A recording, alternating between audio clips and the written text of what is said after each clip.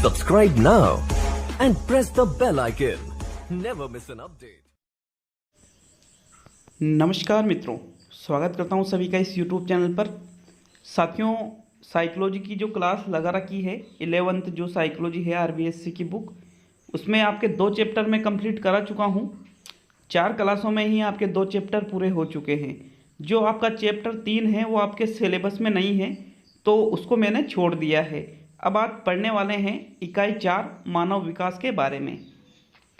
मित्रों, ये जो मानव विकास का टॉपिक है ये बहुत ही महत्वपूर्ण टॉपिक है, बहुत ही 101% यहाँ से आपके रीट एग्ज़ाम में क्वेश्चन जरूर आएगा। तो मित्रों, इसलिए यूनिट 4 को बिल्कुल कंप्लीट पढ़े। लगभग 3 क्लासें लगेगी इसकी, 3 क्लास में आपके इकाई 4 कंप्लीट हो जाएगी, क्योंकि ये एक बड़ी यूनिट है। मित्रों, मैं आपको बहुत ही शानदार नोट्स भी इस यूनिट से बनवाने वाला हूँ, और मैं आपको कि भाई हाँ यहाँ से आपको ये लिखना है, वो चीज़ आसान शब्दों में भी बताने वाला हूँ। तो वीडियो को पूरा देखिएगा, और वीडियो अच्छा लगता है तो लाइक ज़रूर करें। साथियों, जो 1-2 दिन से एक वीडियो आ रहा है उसके लिए मुझे खेद है, क्योंकि समय का अभाव होने के कारण मैं 2 वीडियो नहीं बना पा रहा था। लेकिन रेगुलरली अब आने वाले टाइम में आपके पास रेगुलरली टेस्ट का वीडियो भी आएगा, और रेगुलरली आपके जो 11 साइकोलॉजी है उसका वीडियो भी आएगा। तो बहुत जल्द अपन इस 11 साइकोलॉजी के कोर्स को पूरा कर लेंगे। तो चलिए मित्रों, शुरू करते हैं। अगर आपको 11 साइकोलॉजी के टेस्ट देने हैं तो जीके ट्रिक एजुकेशन नाम से चैनल है, वहाँ पर 11 साइकोलॉजी के टेस्ट शुरू कर रखे हैं, जीके ट्रिक एजुकेशन। मैं डिस्क्रिप्शन बॉक्स में लिंक भी दे दूँगा, तो वहाँ पर जाकर डिटेल्स अध्ययन करने के बाद आप टेस्ट को भी कर सकते हैं। तो चलिए शुरू करते हैं। मानव विकास के बारे में पढ़ेंगे। इस अध्याय को पढ़ने के बाद आप विकास का अर्थ समझ पाओगे, परिभाषा और प्रकृति को समझ पाओगे। उसके अलावा मानव विकास को प्रभावित करने वाले तत्वों के बारे में समझ पाओगे। मानव विकास पर वंशानुक्रम और वातावरण का संबंध की व्याख्या कर सकोगे, और मानव विकास के मनोविश्लेषणात्मक तथा मनोसामाजिक सिद्धांत को भी समझ सकोगे। मित्रों, ये सारा सिलेबस आपके रीट एग्ज़ाम में, MP टेट एग्ज़ाम में, C टेट एग्ज़ाम में, UP टेट एग्ज़ाम में सभी में काम आने वाला है। तो चलिए शुरू करते हैं इस क्लास को। सबसे पहले इसकी परिभाषाएं पढ़ेंगे कि इसकी क्या क्या परिभाषा किस किस ने इसमें RBSC बुक में दे रखी है। तो सबसे पहले गेसेल की परिभाषा पढ़ेंगे। गेसेल ने कहा है कि विकास अभिवृद्धि के संप्रत्यय की अपेक्षा अधिक व्यापक है। देखो, जो अभिवृद्धि है वो छोटा है और विकास बड़ा होता है, व्यापक होता है। विकास का अवलोकन, मूल्यांकन एवं कुछ सीमा तक तीनों रूपों शरीर रचनात्मक, शरीर क्रिया, विज्ञानात्मक एवं व्यवहारात्मक में मापन किया जा सकता है। व्यवहारात्मक संकेत ही विकास का सर्वाधिक व्यापक परिचायक होता है। ये परिभाषा किसने दी है? गेसेल ने। तो मित्रों, आपको ये परिभाषा लिख लेनी है, क्योंकि एग्जाम में आपकी बुक्स में जो परिभाषाएं दे रखी हैं उनसे ज़्यादा ये परिभाषा आने की संभावना है। तो गेसेल की परिभाषा लिख लीजिए विकास की। दूसरी परिभाषा आती है AB हरलोक के अनुसार। मित्रों, हरलोक ने क्या परिभाषा दी है इसको भी आपको लिखना है। विकास अपेक्षाकृत अभिवृद्धि होने तक सीमित नहीं होता। मतलब यूँ नहीं है कि जब तक अभिवृद्धि होती है तब तक विकास होता है, ऐसा नहीं है। अपितु ऐसे प्रगतिशील परिवर्तनों में निहित हैं जो परिपक्वता के लक्ष्य की ओर व्यवस्थित रूप से उन्मुख होते हैं। ऐसा किसने कहा है? AB हरलोक ने। तो ये परिभाषा भी पूरी लिखनी है आपको। तीसरा देखेंगे हर्बर्ट सोरेनसन के अनुसार। सोरेनसन ने क्या परिभाषा दी है? विकास का अभिप्राय परिपक्वता तथा कार्यपरक सुधार की वह प्रक्रिया है जो संरचना एवं स्वरूप में हो रहे गुणात्मक तथा परिणात्मक परिवर्तनों के फलस्वरूप होती है। विकास अभिवृद्धि की अपेक्षा गुणात्मक परिवर्तन का विशिष्ट द्योतक होता है।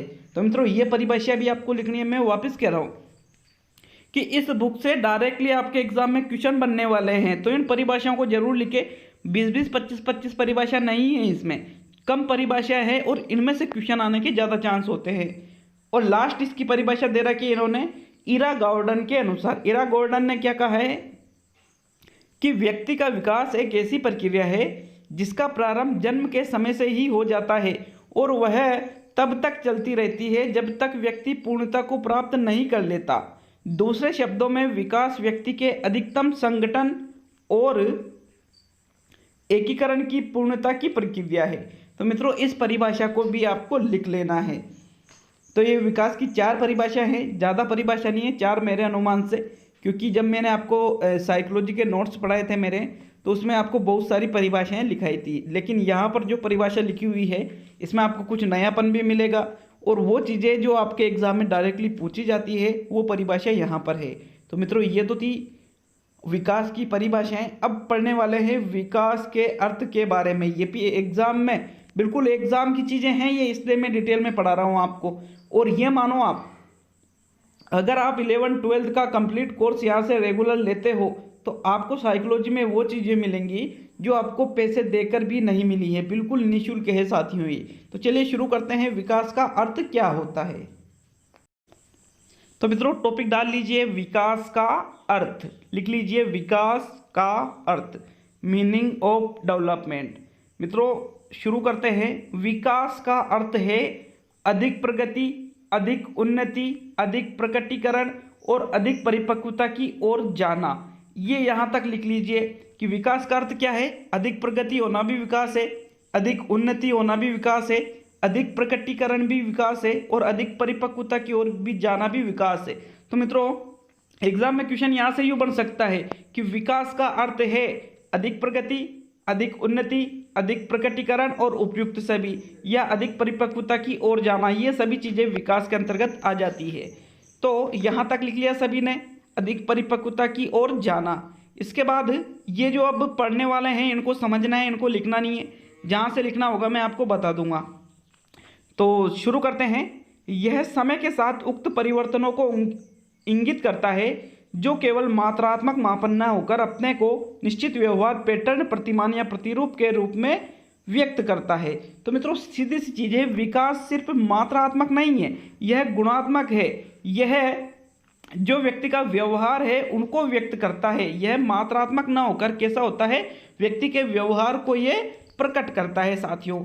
जैसे उदाहरण के तौर पर एक बालक का सामाजिक विकास किसी निश्चित सेंटीमीटर, इंच या पौंड में आकलित नहीं किया जा सकता। ऐसा नहीं है कि बालक के अगर सामाजिक विकास को आपने देखना है कि कितना सेंटीमीटर सामाजिक विकास हुआ, कितने इंच सामाजिक विकास हुआ या कितने पौंड में सामाजिक विकास हुआ, ऐसा नहीं होता है, अपितु उसकी दूसरों के प्रति की गई प्रतिक्रियाओं से ही देखा जा सकता है।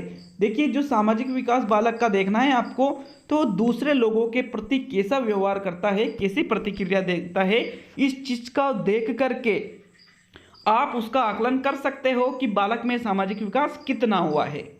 ये लिखना नहीं था आपको, ठीक है। आगे देखेंगे। वृद्धि और विकास को अधिकांशतया मनोवैज्ञानिक एक दूसरे के स्थान पर प्रयुक्त करते हैं, क्योंकि दोनों ही प्रक्रियाएं एक दूसरे से अंतर संबंधित और आत्मनिर्भर है। बहुत सारे मनोवैज्ञानिक है जो वृद्धि और विकास को एक दूसरे के स्थान पर प्रयुक्त कर लेते हैं, लेकिन ये दोनों एक नहीं है, ये दोनों अलग अलग है, किंतु ये दोनों अंतर संबंधित और अंतर निर्भर है। सीधी सी चीज़ ये है कि इन दोनों को, ये दोनों एक दूसरे के विरोधी नहीं होकर एक दूसरे से अंतर संबंधित और अंतर निर्भर होने के साथ एक दूसरे के पूरक भी है। मित्रों किसी व्यक्ति के व्यक्तित्व के विकास में इन दोनों के योगदान को विभेदीकृत करना अत्यंत कठिन है कि कितना विकास मानव का जो व्यक्तित्व है उसमें कितना % तो अभिवृद्धि है, कितना % विकास है, ये निश्चित करने में बहुत ज़्यादा कठिनाई आती है। कुछ मनोवैज्ञानिक वृद्धि को परिभाषित करते हुए समय इसे शारीरिक पक्ष जैसे ऊंचाई, वजन का बढ़ना बताते हुए इसका केवल मात्रात्मक परिवर्तन ही मानते हैं। अभी कुछ भी नहीं लिखना है, समझिए इस चीज़ को कि कुछ मनोवैज्ञानिक क्या कहते हैं कि किसी की ऊंचाई बढ़ती है, किसी का वजन बढ़ता है, मतलब केवल मात्रात्मक परिवर्तन है, वो ही क्या करते हैं, वो ही वृद्धि है।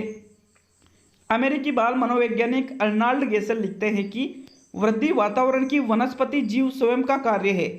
पर्यावरण विकास के लिए वातावरण प्रस्तुत करता है, परंतु विकास का यह प्रकटीकरण प्राथमिक रूप से व्यक्ति की आंतरिक कार्य प्रणाली द्वारा ही संगठित किया जाता है। तो नोट करके लिखिए, अर्नाल्ड गेसल के अनुसार वृद्धि वातावरण की वनस्पति जीव स्वयं का कार्य है, पर्यावरण का विकास के लिए वातावरण प्रस्तुत करता है, परंतु विकास का यह प्रकटीकरण प्राथमिक रूप से व्यक्ति की आंतरिक कार्य प्रणाली द्वारा ही संगठित किया जाता है। यहाँ तक नोट करके लिख लीजिए, किसके अनुसार, अर्नाल्ड गेसल के अनुसार। ठीक है, लिख लीजिए इसको। आप वीडियो को दोबारा देखकर लिख सकते हो, मैं लिखाऊंगा तो टाइम बहुत ज़्यादा लग जाएगा मित्रों। अब देखिए, और यह विकास की अंतर्भूत कार्यकी के द्वारा होता है। विकास व्यक्ति की क्षमताओं के प्रकट होने, जो व्यक्ति की क्षमता है उनको उनका जो प्रकट होना है और विस्तार होना है, वही क्या कहलाता है, विकास कहलाता है। उसे और अधिक कार्य करने में मदद करती है, जैसे खेलों में अनिश्चित कार्यवाही से उसमें प्रवीणता लाना, गामा की योग्यता का विकास होना है। तो मित्रों यहाँ तक समझना है। उसमें जो लाइन लिखनी थी गेसेल के अनुसार, क्या सॉरी, अर्नाल्ड गेसेल के अनुसार है ये। तो अब देखते हैं, वृद्धि सामान्यतः शारीरिक विकास जैसे शरीर के भागों का बढ़ना और वजनी होना है, जिसका मापन व अवलोकन किया जा सकता है। कुछ मनोवैज्ञानिक वृद्धि और विकास को निम्नलिखित रूप में विभेदीकृत करते हैं। तो टॉपिक डाल लीजिए, वृद्धि और विकास में अंतर। टॉपिक डालिए यहाँ से, वृद्धि और विकास में अंतर। क्या क्या अंतर है इस बुक में जो दे रखे हैं, यहीं से मैटर आपको जितना मिलता है एग्जाम में डायरेक्टली क्वेश्चन आने की बहुत ही ज़्यादा संभावना इनमें से होती है साथियों। इसलिए कह रहा हूँ कि इस बुक को जरूर पढ़ें। तो पहला अंतर देखेंगे, पहला अंतर लिखेंगे भी और देखेंगे भी है कि वृद्धि व्यक्ति के किसी विशिष्ट पक्ष या शारीरिक पक्ष में परिवर्तन है, तो विकास व्यक्ति के संपूर्ण संगठन पक्षों में परिवर्तन है। अतः विकास वृद्धि से अधिक व्यापक है। नोट कर लीजिए इस पूरी लाइन को कि वृद्धि का मतलब क्या है, शारीरिक पक्ष में परिवर्तन होना तो वृद्धि है। व्यक्ति की जैसे लंबाई बढ़ती है, व्यक्ति का वजन बढ़ता है, ये तो शारीरिक पक्ष हुआ, इसमें परिवर्तन होना ये तो वृद्धि हुआ। और विकास का मतलब क्या है, संपूर्ण संगठन के पक्ष, मतलब उसका सामाजिक, नैतिक, संज्ञानात्मक, संवेगात्मक, शारीरिक सभी चीजें किसमें आ जाएगी, विकास के अंतर्गत आ जाती है।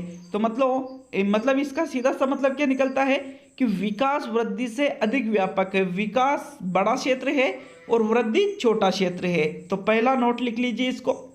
दूसरा आपको समझना भी है और लिखना भी है कि वृद्धि व्यक्ति या जीव में जीवन काल के एक निश्चित समय तक ही चलती होती है। जैसे मान लीजिए 20 साल, 22 साल, 24 साल, 25 साल, ज़्यादा से ज़्यादा वहाँ पर वृद्धि होना बंद हो जाती है। परंतु विकास जीवन पर्यंत चलने वाली क्रमिक और प्रगतिशील श्रृंखला है। क्रमिक मतलब लगातार एक निश्चित क्रम से चलने वाली, प्रगतिशील, सदैव आगे बढ़ने वाली श्रृंखला है।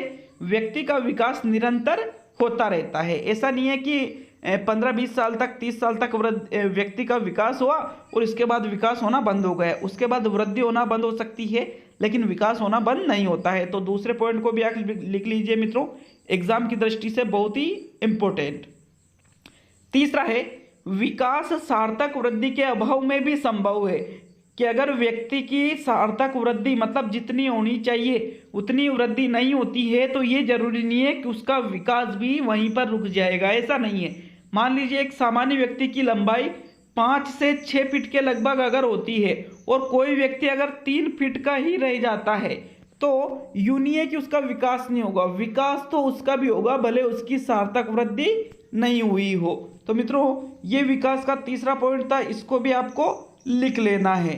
नेक्स्ट इसका चौथा पॉइंट देखेंगे, 4 ही पॉइंट दे रखे हैं। इसका चौथा पॉइंट आता है, लिखना है इसको भी, वृद्धि व्यक्ति के संरचनात्मक पक्ष व विकास उसके कार्यात्मक पक्ष को दर्शाता है।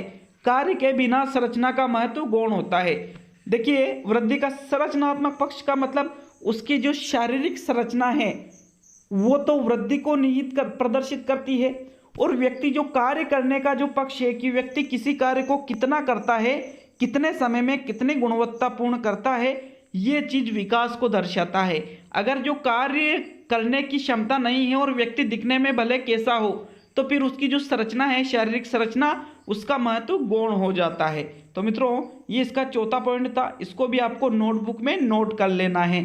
ये था विकास और वृद्धि में अंतर, जो आपके एग्जाम में बहुत ही इंपॉर्टेंट है। तो इसको नोटबुक में आप नोट जरूर करें।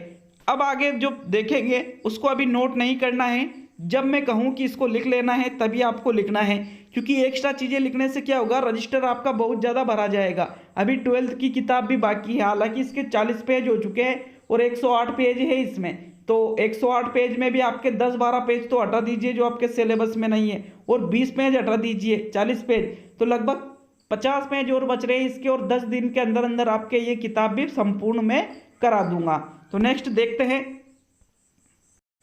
साथियों, मैं वापस कह रहा हूँ कि आपको अपनी मर्जी से नहीं लिखना है, जो मैं लिखा रहा हूँ वो लिख लोगे तो भी आपका काम चल जाएगा। आपके एग्जाम में क्वेश्चन अगर इस बुक में से आते हैं तो आपके वो बाहर नहीं जाने वाले हैं जो आप लिख रहे हो। और अगर आपके मतलब पूरे चांस हैं, इन्हीं किताबों में से 18 का पेपर आया था और लोगों ने इन किताबों को टच भी नहीं किया था। तो चलिए शुरू करते हैं, आगे देखते हैं। संक्षेप में विकास को गुणात्मक परिवर्तन कह सकते हैं। लिख लीजिए, लिख लीजिए, ठीक है, लिख लीजिए इसको कि विकास को संक्षेप में गुणात्मक परिवर्तन कह सकते हैं जो व्यक्ति के व्यक्तित्व के विभिन्न पक्षों को समर्थता या विस्तार देता है।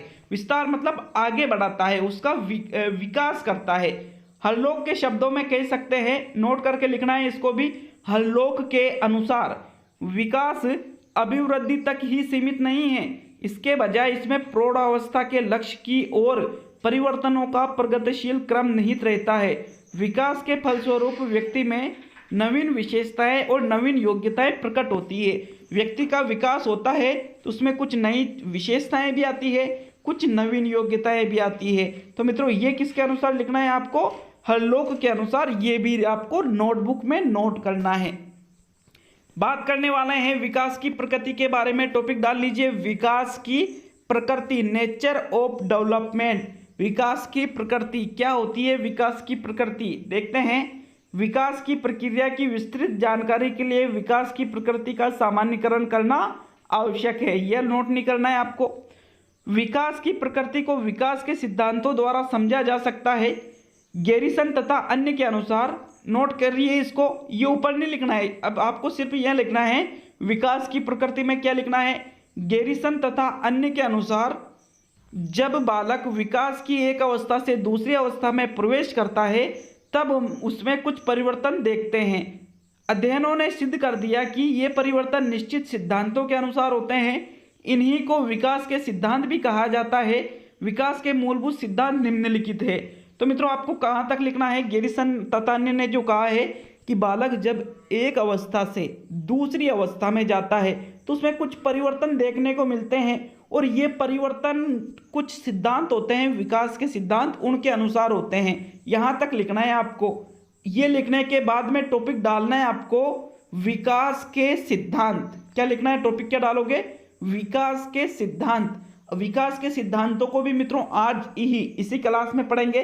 क्लास बड़ी बन सकती है लेकिन मैं आपको एक एक चीज बताने वाला हूं कि क्या लिखना है क्या नहीं लिखना है, और साथ में एक एक चीज को समझाने भी वाला हूं। तो चलिए शुरू करते हैं विकास के सिद्धांतों के बारे में। पहला सिद्धांत आता है, विकास एक सतत प्रक्रिया है।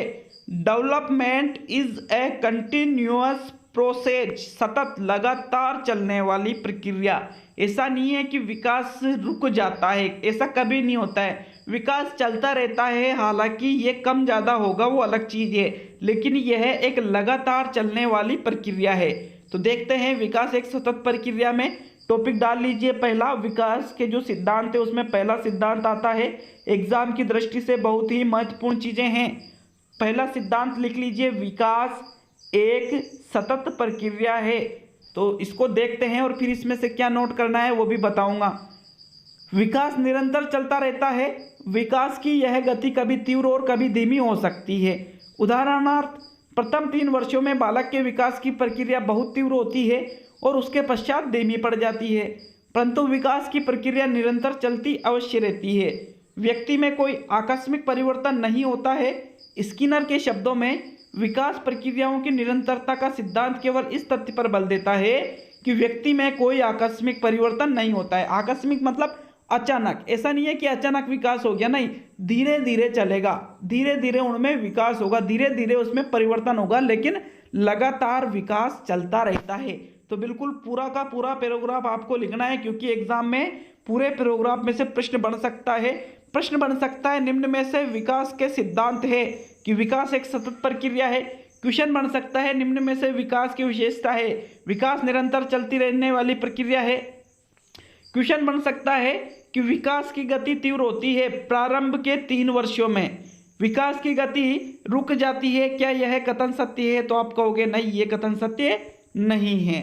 तो ये तो पहला सिद्धांत हुआ मित्रों कि विकास कभी तीव्र हो सकता है, कभी धीमा हो सकता है, लेकिन निरंतर चलता रहता है। और नोट करके ये जरूर लिखना अलग से, प्रथम 3 वर्षों में बालक के विकास की प्रक्रिया बहुत तीव्र होती है और उसके पश्चात विकास की प्रक्रिया धीमी पड़ जाती है, किंतु ये विकास की प्रक्रिया निरंतर अवश्य चलती रहती है। तो ये विकास का पहला सिद्धांत है कि विकास कैसी प्रक्रिया है, एक सतत प्रक्रिया है। सतत मतलब लगातार चलने वाली प्रक्रिया है। दूसरा देखेंगे, विकास व्यक्तिगत प्रक्रिया है। व्यक्तिगत प्रक्रिया का सीधा सा मतलब है कि विकास ऐसा नहीं है कि सभी का समान होता है, ये अलग अलग व्यक्तियों में अलग अलग होता है। सभी व्यक्तियों का विकास उनके अपने तरीके से होता है। प्रत्येक व्यक्ति का शारीरिक, मानसिक, सांवेगिक, सामाजिक और आध्यात्मिक विकास की गति भिन्न होती है। यदि हम 6 वर्ष के बालकों में देखें तो उनके शारीरिक, सामाजिक, सांवेगिक आदि विकासीय पक्षों में बहुत भिन्नता होती है। डगलस एवं हॉलैंड ने इस सिद्धांत का स्पष्टीकरण करते हुए लिखा है कि विभिन्न व्यक्तियों के विकास की गति में भिन्नता होती है।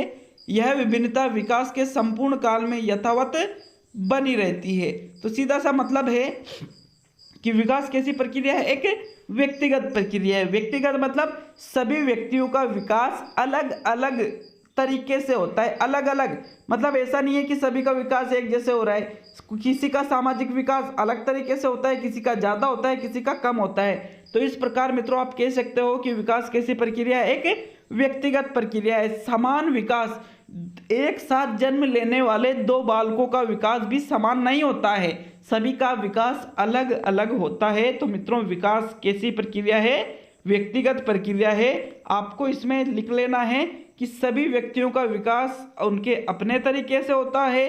प्रत्येक व्यक्ति के शारीरिक, मानसिक, सांवेगिक, सामाजिक और आध्यात्मिक विकास की गति भिन्न होती है।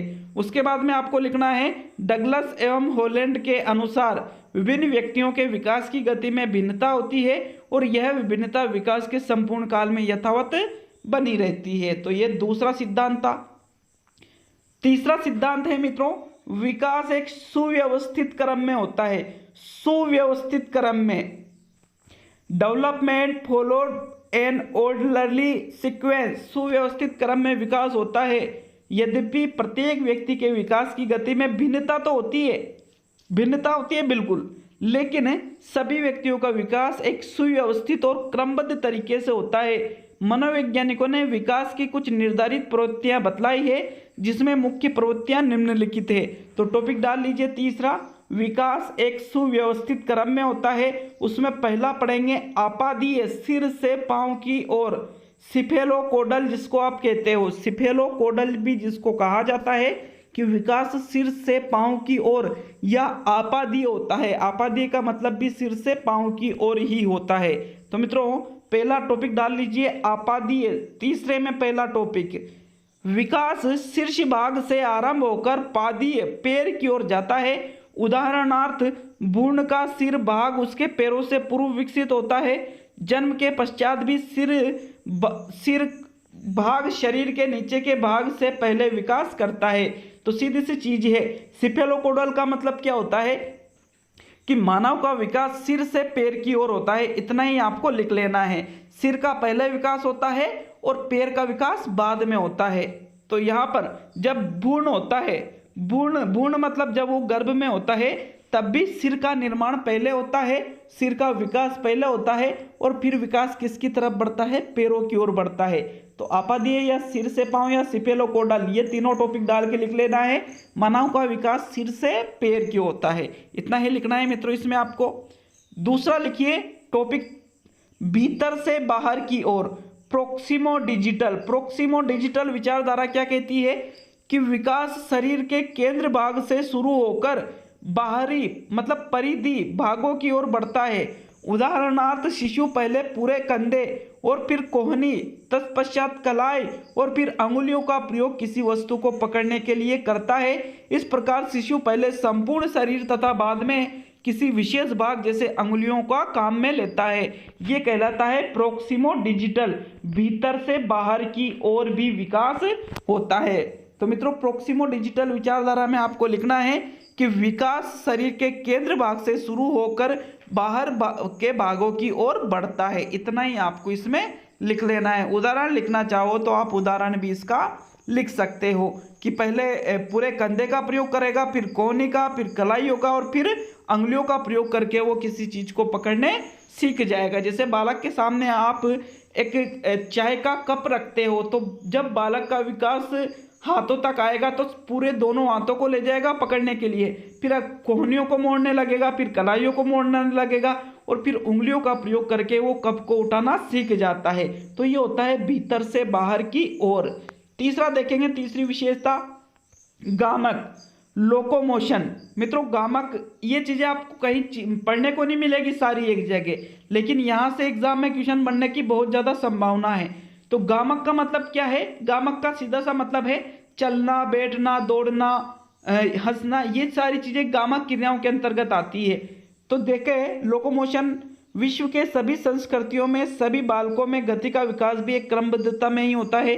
गति के क्रम बालक पहले बैठना, फिर घुटने चलना, बाद में चलना शुरू करता है। हालांकि प्रत्येक बालक में इन कार्यों को करने में लगने वाले समय में भिन्नता हो सकती है, पर क्रम हमेशा यही रहेगा। इसी प्रकार बालक का भाषा विकास संबंधी विकास भी एक निश्चित क्रम में होता है।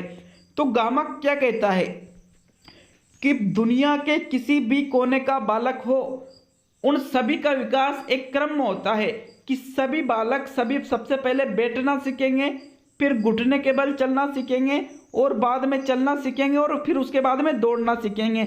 ये क्रम होगा। ऐसा नहीं है कि सबसे पहले बालक बैठना सीखा और फिर खड़ा तो होना नहीं सीखा डायरेक्ट दौड़ने लग गया। चाहे विश्व का कोई भी बालक हो, उनका एक निश्चित क्रम में विकास होता है मित्रों। ये होता है गामक। गामक से संबंधित है, चलना फिरने से संबंधित है मित्रों ये। तो इसकी ये तीसरी विशेषता है। चौथा देखेंगे, चौथा क्या है? विकास अंतः क्रिया का परिणाम है। Development is a product of interaction. विकास अंतः क्रिया का, अंतः क्रिया किस किस के बीच में होती है? वातावरण के बीच में और वंशानुक्रम के बीच में। तो इसको भी आज ही देख लेते हैं। विकास व्यक्ति की वंशानुक्रम, हेरेडिटी और उसके वातावरण, इन्वायरमेंट की निरंतर अंतः क्रिया के परिणाम स्वरूप होता है।